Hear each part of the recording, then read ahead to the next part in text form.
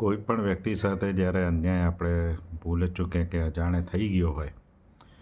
તો બેટર છે એને દૂર નહીં રાખવાનો, પણ એને અવોઇડ પણ ના કરો, પણ હિંમત કરીને એને મળો, એની જોડે બેસીને વાતચીત કરો, એની સામે રજૂઆત કરો કે ભાઈ આ કારણથી હું જરા મને મન દુઃખ થયું છે, અથવા આ કારણથી હું તારાથી નારાજ છું. તો બેસીને સોલ્યુશન થશે, અને આઈ ટુ આઈ કોન્ટેક્ટ થવાથી, એકબીજાની જોડે વાતચીત કરવાથી એ સોલ્યુશનનું સમાપન પણ સારું એવું થઈ શકે છે.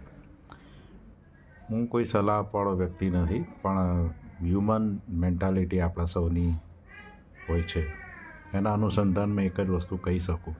મારા પ્રેક્ટિકલ અનુભવ પ્રમાણે, કે નાના ભાઈ હોય કે મોટા ભાઈ હોય, અજાણતા જાણતા કંઈ પણ થઈ ગયું હોય